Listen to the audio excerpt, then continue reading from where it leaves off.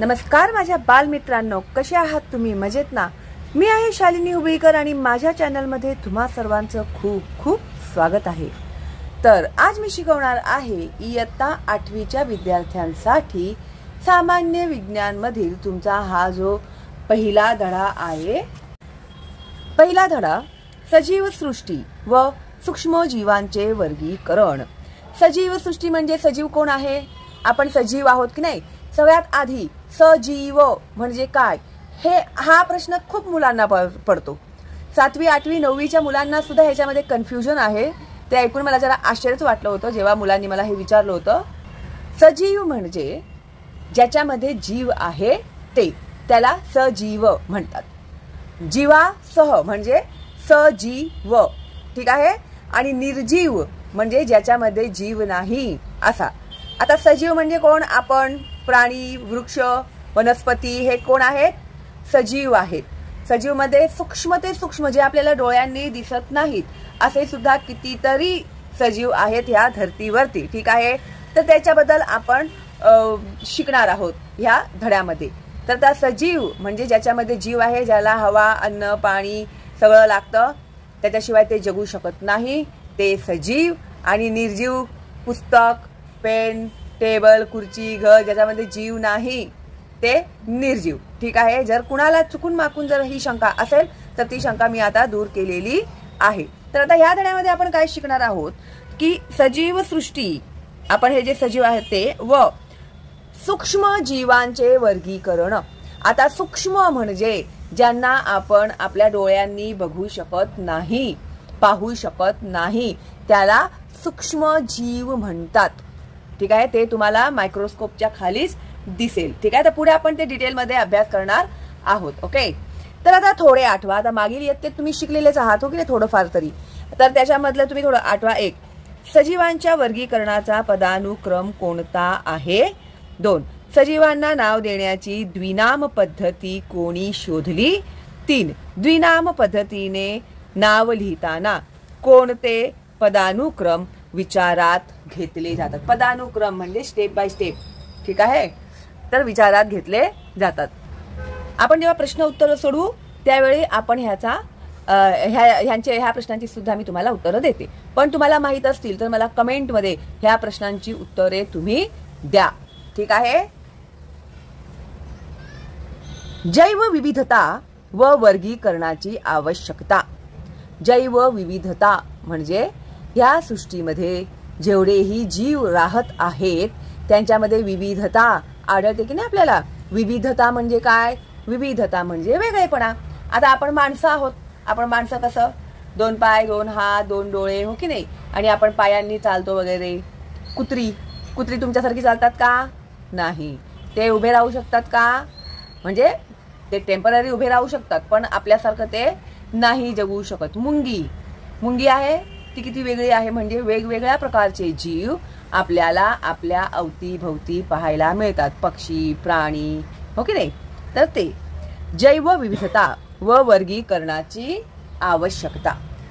वर्गीकरण म्हणजे काय करणे? वर्गीकरण म्हणजे त्यांचे भाग करणे, ठीक आहे. आता मी तुम्हाला 4 देते, कीटक आणि वनस्पती. तर ह्यांच्यात वर्गीकरण आपण कसं करणार? म्हणजे कीटक तुम्ही लिहिणार, झुरळ आहे, फुलपाखरू आहे, मुंगी आहे, हे असं वर्गीकरण, हो की नाही? तर आयडिया येण्यासाठी मी तुम्हाला दिलं. त्याला इंग्रजीमध्ये म्हणतात बायोडायव्हर्सिटी. बायो म्हणजे जैवविविधता, बायोडायव्हर्सिटी म्हणजे विविधता, जैवविविधता. And need of classification. वर्गीकरण म्हणजेच क्लासिफिकेशन. थोडं मी हे झूम करते. मागील इयत्तेत आपण पाहिले की भौगोलिक प्रदेश, अन्नग्रहण, संरक्षण अशा विविध कारणांनी पृथ्वीवरील सजीवांत अनुकूलन झालेले आढळते. आता मागील इयत्तेत आपण काय शिकलो की ज्या ठिकाणी लोक राहतात त्याच प्रकारे त्या लोकांचा राहणीमान होतो. डोंगराळ भागात राहणाऱ्या लोकांचा राहणीमान वेगळा असतो, वाळवंटी भागात राहणाऱ्या लोकांचा राहणीमान वेगळा असतो, हो की नाही? तर अशा प्रकारे ज्या ठिकाणी ते लोक राहतात त्या अनुसार त्या लोकांची जीवन पद्धती असते आणि त्यांच्यामध्ये त्याचं अनुकूलन झालेले आपल्याला आढळते. म्हणजे त्यांची तिकडची राहण्याची पद्धत अशा प्रकारचीच आहे, ठीक आहे. अनुकूलन साधताना एकाच जातीच्या सजीवांतही विविध बदल झालेले दिसतात. आता हे जे अनुकूलन आहे ते साधताना विविध जातीचे जे सजीव आहेत त्यांच्यामध्ये सुद्धा विविध बदल झालेले आपल्याला दिसतात. 2011च्या गणनेनुसार पृथ्वीवरील जमीन व समुद्र यांमधील सर्व सजीव मिळून सुमारे 87 दशलक्ष जाती ज्ञात आहेत. अतिशय महत्वाचं आहे हे पॉइंट. तर ह्याला अधोरेखित करा. हा प्रश्न परीक्षेमध्ये विचारला जातो. जेव्हाही तुम्ही माझं एक्सप्लेनेशन ऐकायला बसणार ना त्यावेळी तुमच्याकडे पेन्सिल असली पाहिजे. म्हणजे पेन्सिल मी जे जे इम्पॉर्टंट सांगते त्याला अंडरलाईन करायचं. म्हणजे ते 99% परीक्षेमध्ये येणारे प्रश्न असतात. त्या प्रश्नांची उत्तरं असतात. तर या 2011च्या साली जेव्हा ह्या लोकांनी पृथ्वीवरील जमीन व समुद्र यांमधील सर्व सजीव, पृथ्वी म्हणजे आपण पृथ्वीवरती राहणारे जेवढेही सजीव आहेत ते आणि पाण्यामध्ये राहणारे जेवढेही सजीव आहेत ते, तर त्यांची त्या लोकांनी गणना केली, मोजले त्या लोकांनी. तर सर्व मिळून किती आहेत? सुमारे 87 दशलक्ष जाती काय आहेत? जाती. ठीक आहे. म्हणजे माणूस असं समुद्रामध्ये किती प्रकारच्या जातीचे आहेत, जमिनीवरती किती प्रकारच्या जातीचे आहेत, त्यांची गणना केली तर किती एकूण आहेत? 87 दशलक्ष जाती ज्ञात आहेत. एवढ्या प्रचंड संख्येने असणाऱ्या सजीवांचा अभ्यास करण्यासाठी त्यांची गटात विभागणी व्हायला हवी अशी गरज भासली. आता एवढे सजीव आहेत तर एकत्रच कसा अभ्यास होणार ना त्यांचा? मग काय केलं पाहिजे? आपण गट केला पाहिजे त्याचा. मग गटात त्याचा आपण विभाजन करून मग एक एक गटाचा अभ्यास आपण करू शकतो. तर त्यासाठी कशाची विभागणी करायला हवी? गटात विभागणी करायला हवी अशी गरज भासली. सजीवांतील साम्य व फरक लक्षात घेऊन त्यांचे गट व उपगट करण्यात आले. आता जे काही सजीव आहेत त्या सजीवांमधील साम्य, साम्य म्हणजे काय? साम्य म्हणजे समानता. ठीक आहे. आणि फरक मध्ये त्यांच्यामध्ये असलेला फरक. मग हे दोन ह्याच्यामध्ये लक्षात घेऊन त्या लोकांनी गटे तयार केली आहेत. ते आता पुढे हळूहळू येणार आहे तुम्हाला डिटेलमध्ये. सजीवांचे गट व उपगट बनविण्याच्या या प्रक्रियेला जैविक वर्गीकरण म्हणतात. अतिशय महत्वाचं आहे. अधोरेखित करा आणि ते बाजूला इम्पॉर्टंट लिहा. ठीक आहे. सजीवांचे गट आणि उपगट बनविण्याच्या या प्रक्रियेला जैविक वर्गीकरण म्हणतात. जैविक म्हणजे जे जिवंत आहेत त्यांचं वर्गीकरण. रॉबर्ट हार्डिंग व्हिटाकर 1920 साली त्यांचा जन्म झाला होता. 1980 साली त्यांचा मृत्यू झाला होता. हे अमेरिकन परिस्थितिकी तज्ञ, त्यांना म्हणतात इकोलॉजिस्ट, होऊन गेले. त्यांनी इसवी सन 1969 मध्ये सजीवांची 5 गटात विभागणी केली. अतिशय महत्वाचं आहे हे. ठीक आहे. अंडरलाईन करा ह्याला. हे रॉबर्ट हार्डिंग व्हिटाकर हे नाव व्यवस्थित लिहायची प्रॅक्टिस करा. ठीक आहे. माझ्या मराठी बोलण्याकडे लक्ष देऊ नका.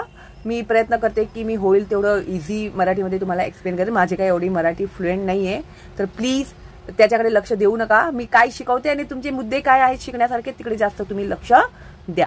ठीक आहे. तर आता बघा डॉक्टर व्हिटाकर यांनी काय केलं? वर्गीकरणासाठी व्हिटाकर यांनी पुढील निकष विचारात घेतले. पुढील बाबी विचारात घेतल्या त्यांनी. तर आता कशा कशामध्ये वर्गीकरण केलं त्यांनी? तर 1. पेशीची जटिलता, कॉम्प्लेक्सिटी ऑफ सेल स्ट्रक्चर. तर 2 आहेत ते. एक आहे आदि केंद्रकी व दृश्य केंद्रकी. आता हे पुढे आपण सगळं डिटेलमध्ये अभ्यास करणार आहोत. ठीक आहे. आता फक्त नावं लक्षात ठेवा तुम्ही आणि ते तुम्हाला सोपं जावं म्हणून इथे एक चार्ट सुद्धा बनवून दिलेला आहे. हा चार्ट 100% येतो परीक्षेमध्ये. ठीक आहे. तर हा चार्ट व्यवस्थित समजून तुम्हाला परीक्षेमध्ये लिहिता आला पाहिजे.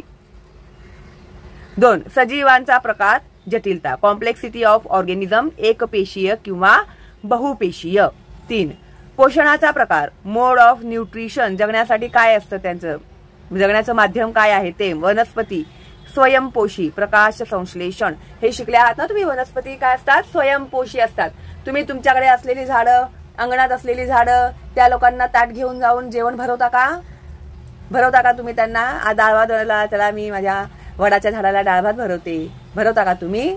नाही, हो की नाही? का नाही आपण त्यांना जेवण देत? कारण की ते स्वयंपोषी आहेत.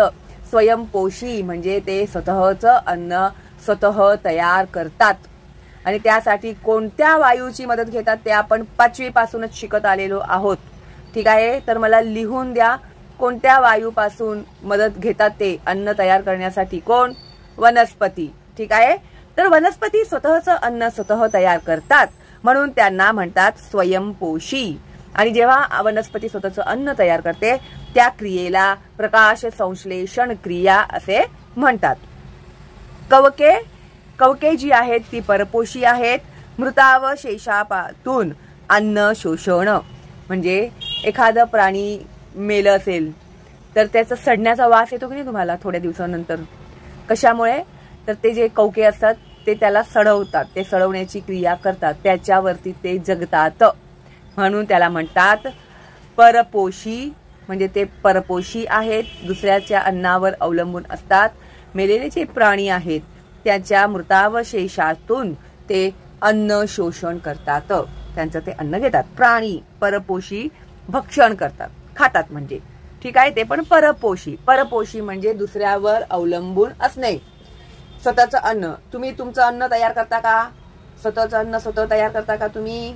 तोंडातूनच असं बनवला पिझ्झा आणि गिळलं असं काय आहे का? नाही. तर आपण काय करतो, मग ते पीठ घेतो, मग ते बनवतो, मग त्याच्यात काय काय घालतो आणि मग ते खातो. म्हणजे आपण कोण आहोत? आपण आहोत परपोषी. ठीक आहे, आपण काय करतो? खातो. 4. जीवन पद्धती लाईफस्टाईल. उत्पादक वनस्पती, भक्षक प्राणी आणि विघटक कवके. उत्पादक कोण आहेत? तर वनस्पती आहेत.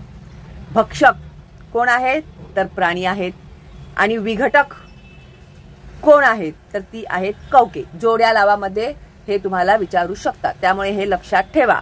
इम्पॉर्टंटली हा पूर्ण इम्पॉर्टंटच आहे, ह्याला इम्पॉर्टंट तिथे लिहून टाका. IMP. 5. वर्गानुवंशिक संबंध, फिलोजेनेटिक रिलेशनशिप. आदि केंद्रकी व दृश्य केंद्रकी, एक पेशीय ते बहुपेशीय. आदि केंद्रकी ते दृश्य केंद्रकी, एक पेशीय ते बहुपेशीय. आता ना पंचसृष्टी वर्गीकरण पद्धती, ह्याला काय सांगितलं आहे? पंचसृष्टी वर्गीकरण पद्धती. ह्याला इम्पॉर्टंट लिहून ठेवा, हे इम्पॉर्टंट आहे, 100% परीक्षेमध्ये विचारलं जातं. ओके, तर बघा आता सजीवांमध्ये 2 गट पडले, एक आहे आदि केंद्रकी आणि एक आहे दृश्य केंद्रकी. ठीक आहे, आता आदि केंद्रकी जे आहेत ते एकपेशीय आहेत आणि दृश्य केंद्रकी जे आहेत त्यांचे 2 भाग पडतात,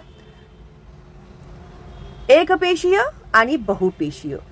आदि केंद्रकीचं उदाहरण त्यांनी इथे दिलेलं आहे मोनेरा आणि दृश्य केंद्रकीचं उदाहरण त्यांनी दिलं आहे प्रोटिस्टा. त्यानंतर बहुपेशीय जे आहेत ते 3 गटात आहेत विभाजित. एक आहे कवके, पेशी भित्तिका असणारे व प्रकाश संश्लेषण करू न शकणारे. प्रकाश संश्लेषण म्हणजे स्वतःचं अन्न स्वतः तयार करणे, स्वयंपोषी. तर ते करू शकतात का? नाही करू शकत. ठीक आहे, तर कवके जी आहे त्यांना पेशी भित्तिका असतात पण ते स्वतःचं अन्न स्वतः तयार करत नाहीत. वनस्पती पेशी भित्तिका असणारे व प्रकाश संश्लेषण करू शकणारे. फरक स्पष्ट करा मध्ये सुद्धा हे विचारू शकता तुम्हाला. त्यानंतर प्राणी पेशी भित्तिका नसणारे. ठीक आहे, तर हा चार्ट व्यवस्थित समजून घ्या. आता आपण ह्याचा अभ्यास जो आहे ना डिटेल मध्ये करणार आहोत.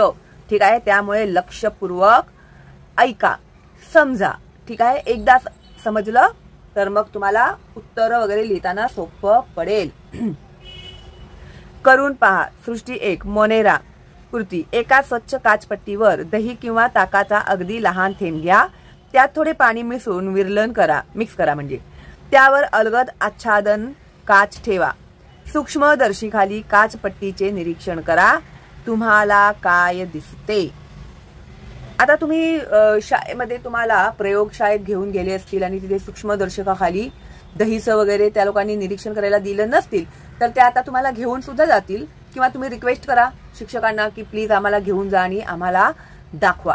ठीक आहे, तर यातील हालचाल करणारे अगदी लहान काडीसारखे सूक्ष्मजीव म्हणजे लॅक्टोबेसिलाई जीवाणू आपल्याला त्या सूक्ष्मदर्शकाखाली दिसतील, जे दहीमध्ये असतात. आता हे कोणते जीवाणू आहेत? लॅक्टोबेसिलाई. मोनेरा या सृष्टीत सर्व प्रकारच्या जीवाणूंचा व नीलहरित शैवाळांचा समावेश होतो.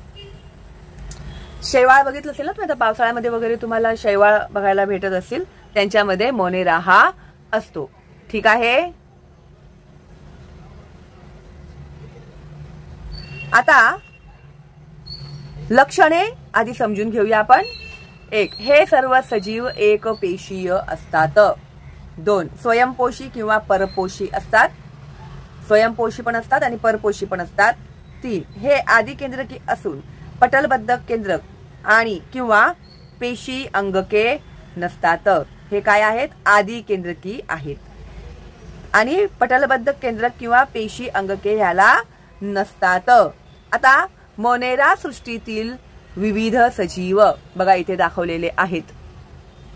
चित्र बघा आणि त्यांची नावं बघा, ते लक्षात घ्या, पाठ करा किंवा चित्र काढा आणि नावं लिहा, म्हणजे बरोबर लक्षात राहील तुमच्या. तर इथे बघा 1.2 मध्ये तुम्हाला मोनेरा सृष्टीतील विविध सजीव दिलेले आहेत. ठीक आहे. तर एक तर तुम्हाला ही चित्र दाखवून ते कोणत्या सृष्टीत येतात, मोनेरा येतात का कोणत्या येतात ते विचारतील, किंवा चित्र देऊन नावं लिहायला सांगितली तर तुम्हाला ती लिहिता आली पाहिजेत. तर आता बघा इथे तुम्हाला जे दिसत आहे ते आहे स्ट्रेप्टोकोकस न्यूमोनी. त्यानंतर हे जे चित्र दिसत आहे ते आहे क्लोस्ट्रिडियम टिटेनी. हे आहे Treponema pallidum, Vibrio cholerae, Salmonella typhi, Legionella pneumoniae आणि हे आहे स्टायफलोकॉक्स ऑरियस आणि हे आहे क्लोस्ट्रिडियम बोट्युलिनम. ठीक आहे. तर हे कोणत्या सजीव सृष्टीत येतात? मोनेरा सृष्टीत हे येतात. ठीक आहे. त्यानंतर पुढे आपल्याला दिलेलं आहे त्यांनी प्रोटिस्टा कृती.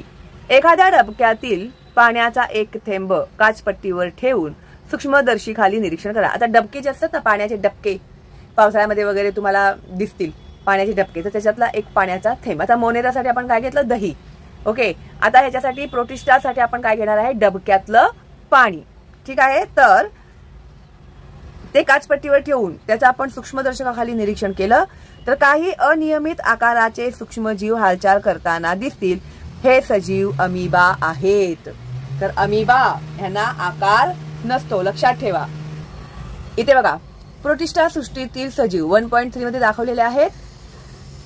तर हे आहे व्हॉल्वॉक्स, पेरामेशियम, युग्लिना आणि अमिबा. ठीक आहे. हे प्रोटिस्टा सृष्टीतील सजीव आहेत. तर आता ह्यांची लक्षणे काय आहेत? प्रोटिस्टा सृष्टीतील जे सजीव आहेत त्यांची लक्षणे काय आहेत? तर 1. प्रोटिस्टा सृष्टीतील सजीव एकपेशीय असून पेशीत पटलबद्ध केंद्रक असते. हे एकपेशीय असतात आणि त्याच्यामध्ये पटलबद्ध केंद्रक असते. 2. प्रचलनासाठी छद्मपाद किंवा रोमके किंवा कशाभिका असतात. त्यांच्या प्रचलनासाठी काय असतात? छद्मपाद किंवा रोमके किंवा कशाभिका असतात. 3. स्वयंपोषी, उदाहरणार्थ युग्लिना, व्हॉल्वॉक्स पेशीत हरितवलके असतात. त्यांना स्वतःचं अन्न तयार करण्यासाठी हरितवलकांचा ते उपयोग करतात. परपोषी, उदाहरणार्थ अमिबा, पेरामेशियम, प्लास्मोडियम इत्यादी. हे काय आहेत? तर हे परपोषी आहेत. ठीक आहे. त्यानंतर तिसरं जे आहे ते आहे कवके. फंगी म्हणतात त्याला. कृती. पावाचा किंवा भाकरीचा तुकडा थोडा ओलसर करा व एका डबीत ठेवून तिला झाकण लावा. 2 दिवसांनंतर डबी उघडून पहा. त्या तुकड्यावर कापसासारखे पांढरे तंतू वाढलेले दिसतील. यातील काही तंतू काचपट्टीवर घेऊन सूक्ष्मदर्शीखाली निरीक्षण करा. आता हे काय आहे? बुरशी. बुरशी लागते ना, पाव, चपाती म्हणा, काही पण ठेवा तुम्ही 2 दिवस हवाबंद डब्यामध्ये, तर त्याला बुरशी लागते. ठीक आहे. बघा इथे दिलाय 1.4 बुरशी. तर ही अशा प्रकारची बुरशी त्याला लागलेली असते. तर हे जी नावं दिलेली आहेत, एकदा ते बुरशीची आकृती काढा आणि त्यांची नावं लिहा, कारण की परीक्षेमध्ये बहुतेक करून हा प्रश्न विचारला जातो. ही आकृती विचारली जाते. सोपी आहे, जास्त काही अवघड नाहीये. तर ही जी आहे ही आहे स्तंभिका. सपोर्ट करते ना ती स्तंभिका. त्यानंतर बीजाणुधानी, ही आहे स्फितिका, खाली जे आहे ते स्फितिका, झाड फुलासारखं दिसतंय ते स्फितिका, आणि हे जे खाली दिसते ते आहे भूस्तरिका, भूस्तरिका। त्याच्यानंतर हे जे आहे हे आहे बीजाणुधानी धर, ज्याच्यामध्ये बीजाणू असतील, ठीक आहे, म्हणून त्याला म्हणतात बीजाणुधानी धर। हे जे बीजाणू आहेत त्यांना धरलंय त्याने, म्हणून त्याला बीजाणुधानी धर। सोपं पडेल तुम्हाला पाठवायला, ठीक आहे। आणि हे जे आहेत खाली तुम्हाला दिसत आहेत ते आहेत मूलाभ, मुळासारखे दिसत आहेत की नाही ते। बघा तुम्ही एक झाडाचं आणि फुलाचं इमेजिन केलं ना, तशाच प्रकारे सिमिलरली ते वाटतंय, फक्त त्यांची नावं आकृती काढून एकदा नावं लिहून टाका, ठीक आहे। आता इथे खाली काय दिलं या लोकांनी, कार्यसंस्थाने, राष्ट्रीय विषाणू संस्था Pune, national institute of virology Pune, ही विषाणू संदर्भातील संशोधनाचे कार्य करते। भारतीय वैद्यकीय संशोधन परिषदेच्या अखत्यारीत 1952 साली या संस्थेची स्थापना करण्यात आली होती, ठीक आहे। ही तुम्हाला एक ऍडिशनल माहिती त्यांनी दिलेली आहे। आता कवकाची लक्षणे काय आहेत? 1. कवक सृष्टीत परपोषी, असंश्लेषी व दृश्य केंद्रकी सजीवांचा समावेश होतो। तर पहिलं लक्षण काय आहे? कवक सृष्टीत परपोषी, असंश्लेषी व दृश्य केंद्रकी सजीवांचा समावेश होतो। 2. बहुसंख्य कवके मृतोपजीवी आहेत, कुजलेल्या कार्बनी पदार्थावर जगतात, जसं मी बोलली तुम्हाला, जनावर वगैरे मेलेले असतील तर वास येतो आपल्याला त्यांच्यामुळे। 1. कवकांची पेशीभित्तिका कायटिन या जटिल शर्करेपासून बनलेली असते, त्याची पेशीभित्तिका इम्पॉर्टंट आहे, याला इम्पॉर्टंट लिहा इथे। 4. काही कवके तंतुरूपी असून आतील पेशीद्रव्यात असंख्य केंद्रके असतात, तंतुरूपी असतात, तंतूसारखे, तारेसारखे असतात। 5. कवक किण्व, बेकर्स यीस्ट, बुरशी। आता बेकरीमध्ये ना हे पाव वगैरे तयार करण्यासाठी बेकर्स जे असतात बेकरीमधले ते लोक ईस्टचा वापर करतात, तर ती सुद्धा काय आहे? एक बुरशीच आहे। एस्परजिलस, मक्याच्या कणसावरील बुरशी। पेनिसिलियम, भूछत्रे म्हणजे मशरूम, मशरूम माहितीच असतील तुम्हाला, खात असणार तुम्ही, हो की नाही? तर हे प्रोटिस्टामध्ये येतात। व्हिटाकर नंतर वर्गीकरणाच्या काही पद्धती मांडल्या गेल्या तरी आजही अनेक शास्त्रज्ञ व्हिटाकर यांच्या पंचसृष्टी वर्गीकरणालाच प्रमाण मानतात, हे या पद्धतीचे यश आहे। आता कुणीतरी एखादं काहीतरी संशोधन केलं तर त्या संशोधनावर परत संशोधन करणारे अनेक शास्त्रज्ञ आणि त्यांची मतं मांडणारे अनेक शास्त्रज्ञ असतात, पण जे शास्त्रज्ञ आहेत दुसरे शास्त्रज्ञ त्यांनी मोस्टली व्हिटाकर यांचं हे जे पंच सृष्टी वर्गीकरण आहे त्यालाच त्यांनी महत्त्वाचं मानलेलं आहे, ठीक आहे। आणि त्यांच्यानंतर जे जे काही शास्त्रज्ञ आले आणि त्यांनी त्यांची मतं मांडली तर त्यांच्या मतांना दाद न देता त्यांना व्हिटाकर यांनी मांडलेली मतेच जास्त महत्त्वाची आणि उपयोगी वाटली। जरा डोके चालवा, व्हिटाकर यांच्या वर्गीकरण पद्धतीचे गुणदोष स्पष्ट करा। आता इथे काही कवके इथे दाखवली आहेत तुम्हाला। सूक्ष्म जीवांचे वर्गीकरण, क्लासिफिकेशन ऑफ मायक्रोब्स, हा पूर्णच इम्पॉर्टंट आहे आणि हे जे चार्ट्स जे आहेत ना हे सगळेच इम्पॉर्टंट आहेत, ते परीक्षेमध्ये विचारलेच जातात, ठीक आहे।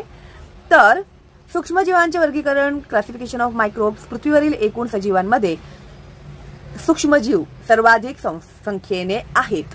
आता मी तुम्हाला बोलली होती आधीच की सूक्ष्मजीव म्हणजे ज्यांना आपण आपल्या उघड्या डोळ्यांनी बघू शकत नाही असे, तर त्यांचं प्रमाण सगळ्यात जास्त आहे। आता आपण बसलोय, आपण बोलतोय, आपल्या तोंडात, आपल्या हातात, शरीरावरती आणि आपल्या अवतीभवती हवेमध्ये, आपल्या घरी कितीतरी असंख्य सूक्ष्मजीव आहेत ज्यांना आपण आपल्या उघड्या डोळ्यांनी बघू शकत नाही, ठीक आहे। तर त्यांची जे पृथ्वीवरील एकूण सजीवांमध्ये जेवढे सजीव आहेत त्याच्यामध्ये सूक्ष्मजीव सर्वाधिक संख्येने आहेत। अधोरेखित करा, एक तर रिकाम्या जागा भरामध्ये तुम्हाला हा प्रश्न येईल किंवा एका वाक्यात उत्तरे लिहामध्ये तुम्हाला हा प्रश्न येईल, ठीक आहे। त्यांची पुढील प्रमाणे विभागणी करण्यात आलेली आहे। आता सूक्ष्मजीवांची विभागणी कशा प्रकारे करण्यात आली? सूक्ष्मजीव त्याचे दोन भाग आहेत, एक आहे आदी केंद्रकी आणि दुसरा आहे दृश्य केंद्रकी। आदी केंद्रकीमध्ये येतात जीवाणू, परत दृश्य केंद्रकीमध्ये तीन भाग आहेत, एक आहे आदिजीव, दोन आहे कवके आणि तीन आहे शैवाले। सूक्ष्मजीवांच्या आकारासंदर्भात खालील प्रमाण लक्षात ठेवा. 1 मीटर बरोबर 10 मायक्रोमीटर UM, 1 मीटर बरोबर 10 मायक्रोमीटर NM. आता पुढे आपण बघूया एक जीवाणू. जीवाणू म्हणजे बॅक्टेरिया. तर बॅक्टेरिया हे काय आहे? सूक्ष्म जीव, ज्यांना आपण उघड्या डोळ्यांनी बघू शकत नाही ते. आकार 1 UM ते 10 UM. एकच पेशी स्वतंत्र सजीव म्हणून जगते. काही वेळा बरेच जीवाणू एकत्र येऊन वसाहती म्हणजे कॉलनीज बनवतात. ठीक आहे, एकत्र येऊन राहणे त्याला कॉलनीज म्हणतात. तर वसाहत बनवतात ते. आणि हे काय आहे? एकच पेशी. आणि ही काय आहे? स्वतंत्र सजीव म्हणून जगते. 2 जीवाणू पेशी आधी केंद्रकी असते. पेशीत केंद्रक व पटलयुक्त अंगके नसतात. पेशी भित्तिका असते. त्याला काय आहे? पेशी भित्तिका आहे म्हणजे आजूबाजूला आवरण आहे. 3 प्रजनन बहुधा द्विखंडी भवनाने एका पेशीचे 2 भाग होऊन होते. कळलं? त्यांचं प्रजनन जे असतं, एक पेशी त्याचे 2 भाग होतात आणि अशा प्रकारे त्यांचं प्रजनन होतं. 2 अनुकूल परिस्थितीत जीवाणू प्रचंड वेगाने वाढतात व 20 मिनिटात संख्येने दुप्पट होऊ शकतात. अनुकूल परिस्थिती म्हणजे त्यांच्या वाढण्यासाठी जर त्यांना योग्य वातावरण भेटलं. आता बघा पावसाळ्यामध्ये काय असतं? ह्युमिडिटी खूप वाढलेली असते, दमट हवा खूप वाढलेली असते. त्यामुळे तुम्ही आता नॉर्मली 2-3 दिवस पाव ठेवलं तर बुरशी येते, पण तुम्ही 1-1.5 दिवस हवामान डब्यामध्ये ठेवलं तरी पटकन बुरशी येते त्याला. चपाती बघा, मम्मी विसरली डब्यातून काढायला, डबा उघडला की त्याला सगळी बुरशी आलेली तुम्हाला दिसणार. ठीक आहे, तर त्यांना जर अनुकूल असं वातावरण भेटलं, अनुकूल परिस्थिती त्यांच्यासाठी वाढीसाठी जर निर्माण व्यवस्थित असेल तर त्यांचा वाढ प्रचंड वेगाने होते आणि 20-20 मिनिटात त्यांची संख्या दुप्पट होत जाते. समजून घ्या तुम्ही. म्हणजे 4-5 दिवस 8 दिवस ठेवलात तुम्ही तर काय बुरशी तयार होईल त्याचा एक अंदाजा तुम्ही लावू शकता. ठीक आहे, आता इथे बघा त्यांनी काही जीवाणू इथे आपल्याला आकृतीमध्ये दाखवलेले आहेत आणि त्यांची नावं सुद्धा दिलेली आहेत. व्यवस्थित जर डोकं लावलं ना तुम्ही तर सोप्या प्रकारे ते नावं तुम्ही पाठ करू शकता. आता हे गोल आहे म्हणून ह्याचं नाव गोलाणू. ठीक आहे, हे लांबट आहे ना त्याला दंड गोलाणू. हे त्याच्यापेक्षा लांबट आहे म्हणून तो आहे दंडाणू. स्वल्प विरामाकृती, स्वल्प विराम काढता ना तुम्ही मराठी, इंग्लिश, हिंदीमध्ये, तर हे आहे स्वल्प विरामाकृती. त्याची आकृती बघा कशी आहे, स्वल्प विरामासारखी. आता हे बघा नागमोडी दिसते ना तुम्हाला, म्हणून त्याला सर्पिलकार असं नाव दिलेलं आहे. तर मग तुम्ही व्यवस्थित सापासारखं त्याचा आकार आहे म्हणून सर्पिलकार असं त्याचं नाव दिलेलं आहे. तर आता आहे की नाही सोपं नावं तुम्हाला पाठ करायला? कशाची नावं आहेत ही? तर ही काही जीवाणूंची नावं आहेत, नावे आहेत. 2 आदी जीव. प्रोटोझोआ, आकार सुमारे 200 UM. 1 माती, गोडे पाणी व समुद्रात आढळतात. आदिजीव प्रोटोझोआ कुठे आढळतात आपल्याला? मातीमध्ये, गोड पाण्यामध्ये व समुद्रात आढळतात. काही इतर सजीवांच्या शरीरात राहतात व रोगास कारणीभूत ठरतात. माणसांच्या, जनावरांच्या शरीरात राहतात आणि रोगांचा कारणीभूत होतात. आजारी पडतो आपण त्याच्यामुळे. त्यानंतर 2 दृश्य केंद्रकी पेशी आढळणारे एक पेशीय सजीव. कसं आहे हे? ह्याच्यामध्ये दृश्य केंद्रकी पेशी आढळतात आणि हे आहे एक पेशीय सजीव. 3 प्रोटोझोआंच्या पेशी रचना, हालचालींचे अवयव, पोषण पद्धती यात विविधता आढळते. 4 प्रजनन द्विखंडन पद्धतीने होते, म्हणजे एकाचे 2 भाग होऊन प्रजनन होते. उदाहरणार्थ अमिबा, पेरामेशियम गढूळ पाण्यात आढळतात, स्वतंत्र जीवन जगतात. एंटामिबा हिस्टोलिटिका आमांश होण्यास कारणीभूत. प्लाझ्मोडियम व्हायवॅक्स मलेरिया म्हणजे हिवताप होण्यास कारणीभूत. हे जीवाणू कोणते, ह्याच्यामुळे कोणता आजार होतो ते त्यांनी इथे दिलेलं आहे. इथे बघा पॅरामेशियम, एंटामिबा, प्लाझ्मोडियम. 3 आहे ते आहे कवके फंगी, आकार सुमारे 10 UM ते 100 UM. 1 कुजणारे पदार्थ, वनस्पती व प्राण्यांची शरीरे, कार्बनी पदार्थ यांमध्ये आढळतात. बुरशी, फंगी म्हणजे बुरशी. आता हे जे आकार इथे दिलेले आहेत ना, सुमारे 100 UM मी जे वाचते आहे त्याला मायक्रोमीटर म्हणतात. तर सुमारे 10 मायक्रोमीटर ते 100 मायक्रोमीटर। आता याच्या आधीचं पण जे आपण हे वाचलेलं आहे त्याला मायक्रोमीटर म्हणतात, लक्षात ठेवा आणि तुम्ही वाचताना मायक्रोमीटर म्हणून वाचा। 1. कुजणारे पदार्थ वनस्पती व प्राण्यांची शरीरे, कार्बनी पदार्थ यांमध्ये ते आढळतात। 2. दृश्य केंद्रकी एकपेशीय सूक्ष्मजीव, कवकाच्या काही प्रजाती डोळ्यांनी दिसतात। आता बघा ह्याच्यामध्ये ना हे फरक स्पष्ट करामध्ये विचारले तर कमीत कमी 3 मुद्दे तुम्हाला लिहिता आली पाहिजेत। आदिजीव आणि कवकामध्ये फरक स्पष्ट करा, काहीही विचारू शकतात ते। 3. मृतोपजीवी असून कार्बनी पदार्थापासून अन्न शोषण करतात, म्हणजे मृत असलेल्या ह्याच्यावरती जगतात। 4. प्रजनन लैंगिक पद्धतीने आणि द्विखंडन व मुकुलायन अशा अलैंगिक पद्धतीने होते। प्रजनन लैंगिक पद्धतीने होते आणि द्विखंडन पद्धतीने 2 विभाग होऊन पण होते आणि मुकुलायन अशा अलैंगिक पद्धतीने सुद्धा होते। उदाहरणार्थ ईस्ट, कॅन्डिडा, आळंबी म्हणजे मशरूम। त्यानंतर आहे 4 शैवाळे अल्गी, आकार सुमारे 10 मायक्रोमीटर ते 100 मायक्रोमीटर। 1. पाण्यात वाढतात। आता शैवाळे माहिती आहे ना तुम्हाला, ते जे हिरवं हिरवं असतं ते पावसाळ्यामध्ये होते त्याला काय म्हणतो आपण, शैवाळ म्हणतो। त्याच्याने म्हणतो आपण घसरणी तयार झाली आहे रे, जाऊ नका तिकडे, ते आहे शैवाळे। तर ते कुठे वाढतात, पाण्यात वाढतात। 2. दृश्य केंद्रकी एकपेशीय आणि स्वयंपोषी सजीव, आपल्याला ते दिसतात म्हणून ते दृश्य केंद्रकी आहेत, एकपेशीय आहेत आणि ते स्वयंपोषी आहेत, स्वतःचं अन्न स्वतः तयार करतात। 3. पेशीतील हरित लवकाच्या साहाय्याने प्रकाश संश्लेषण करतात, उदाहरणार्थ क्लोरेला आणि क्लेमिडोमोनास। शैवाळांच्या थोड्या प्रजाती एकपेशीय आहेत तर इतर सर्व शैवाळे बहुपेशीय असून नुसत्या डोळ्यांनी दिसतात। काही एकपेशीय आहेत आणि काही बहुपेशीय आहेत। थोड्या प्रजाती एकपेशीय आहेत आणि बहुतांशी जे आहेत ते बहुपेशीय आहेत। त्याच्यानंतर इथे दिलेला आहे विषाणू। आता विषाणू जे आहेत त्याला इंग्रजीमध्ये व्हायरस म्हणतात। आकार सुमारे 10 नॅनोमीटर ते 100 नॅनोमीटर। विषाणूंना सामान्यतः सजीव मानले जात नाही किंवा ते सजीव निर्जीवांच्या सीमारेषेत आहेत असे म्हणतात, अधोरेखित करा। मात्र त्यांचा अभ्यास सूक्ष्मजीवशास्त्रात मायक्रोबायोलॉजी केला जातो। 1. हे विषाणू अतिसूक्ष्म म्हणजे जीवाणूंच्या 10 ते 100 पटीने लहान असून फक्त इलेक्ट्रॉन सूक्ष्मदर्शीनेच दिसू शकतात। 2. साधारण सूक्ष्मदर्शीमध्ये पण दिसणार नाही ते, तुम्हाला इलेक्ट्रॉन म्हणजे हे खूपच पॉवरफुल असते त्या सूक्ष्मदर्शीमध्ये ते दिसणार। 2. स्वतंत्र कणांच्या रूपात आढळतात। विषाणू म्हणजे डीएनए डीऑक्सीरायबो न्यूक्लिक आम्ल किंवा आरएनए रायबो न्यूक्लिक आम्ल, हे ना तुम्हाला डीएनए पूर्ण वाक्यात लिहा, पूर्ण लिहा त्याचं हे।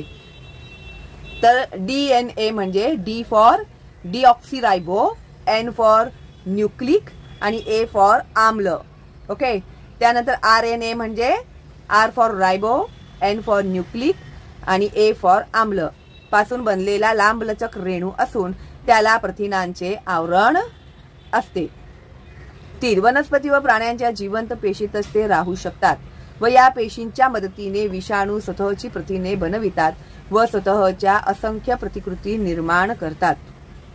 आता हे जे वनस्पती व प्राण्यांच्या जिवंत पेशीतच हे राहू शकतात, ठीक आहे। आणि या पेशींच्या मदतीने विषाणू जी आहेत ना ती स्वतःची प्रथिने बनवतात व स्वतःच्या असंख्य प्रतिकृती निर्माण करतात, म्हणजे त्यांची जे संख्या आहे ती काय होत जाते, वाढत जाते।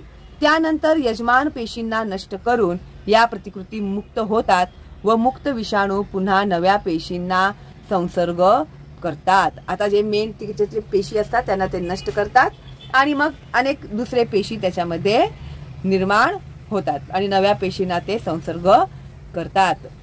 आता इथे दाखवले बघा, टोमॅटो विल्ट विषाणू। 4. विषाणूंमुळे वनस्पती व प्राण्यांना विविध रोग होतात। तर माणसांनाच नाही तर वनस्पतींना सुद्धा रोग होतात। प्राणी तर आलेच पण वनस्पतींना सुद्धा विषाणूंमुळे रोग होतात, म्हणून काय ते रोग प्रतिकारक औषधांचा फवारणी करतात ना शेतकरी। माहिती आहे का तुम्हाला मानव, पोलिओ विषाणू, इन्फ्लुएन्झा विषाणू, HIV एड्स विषाणू इत्यादी। आता गुरांना कोणता होता, पिकॉर्ना विषाणू, वनस्पती टोमॅटो विल्ट विषाणू, तंबाखू मोझॅक विषाणू इत्यादी. जीवाणू बॅक्टेरियोफाज हे विषाणू जीवाणूंवर हल्ला करतात. इंटरनेट माझ्या मित्रमध्ये विविध सूक्ष्मजीवांची चित्रे व त्यांची वैशिष्ट्ये यांबद्दल माहिती घेऊन तक्ता तयार करा. ठीक आहे. तर अशा प्रकारे हा धडा आपला झालेला आहे पूर्ण. आता ह्याचा स्वाध्याय मी तुम्हाला पुढच्या व्हिडिओमध्ये सोडवून देणार आहे. ठीक आहे. तोपर्यंत धडा व्यवस्थित समजून घ्या, वाचन करा. धड्यांचं वाचन केलात, तुमच्या डोळ्यांच्या नजरेमधून ते जर गेलं तर ते परीक्षेमध्ये जेव्हा तुम्ही लिहायला बसा ना पेपर, त्यावेळी तुम्ही जे वाचन केलेलं आहे ना ते चित्र तुमच्या डोळ्यासमोर येतं, ते स्कॅन होतं. जसं ते कम्प्युटरच्या स्कॅनरमध्ये तुम्ही स्कॅन केल्याशिवाय तुम्हाला काहीही दिसणार नाही चित्र, हो की नाही. तशाच प्रकारे हे जे आपण वाचन करतो, जे बघतो, ते आपल्या मेंदूमध्ये ते स्कॅन होत असतं. आपल्या मेंदूचा जो स्कॅनर असतो ना तो काम करत असतो बरोबर. तर त्याला तुम्ही वाचन करून दाखवलं ना सगळं, तर परीक्षेमध्ये तो बरोबर तुम्हाला ते चित्र, ती आकृती, त्याचं नाव, ते सगळं दाखवतं. विश्वास नसेल तर करून बघा. ठीक आहे. म्हणून मी सगळ्या विद्यार्थ्यांना सांगते की वाचनाची सवय ठेवा, धडे वाचून काढत जा, म्हणजे तुम्हाला आपोआप प्रश्न समजतील आणि उत्तरे लिहिता येतील. ठीक आहे. तुम्ही नवीन आहात माझ्या चॅनलवर तर लवकर सबस्क्राईब करा, बेल आयकॉन टॅप करा आणि फॉरवर्ड करायला विसरू नका. माझं शिक्षण मोफत आहे, त्या शिक्षणाचा सगळ्यांना फायदा होऊ द्या. ठीक आहे. चला मग आपण लवकरच भेटूया पुढच्या व्हिडिओमध्ये प्रश्न उत्तरे सोडवण्यासाठी. तोपर्यंत ऑल दी बेस्ट तुम्हाला आणि बाय बाय.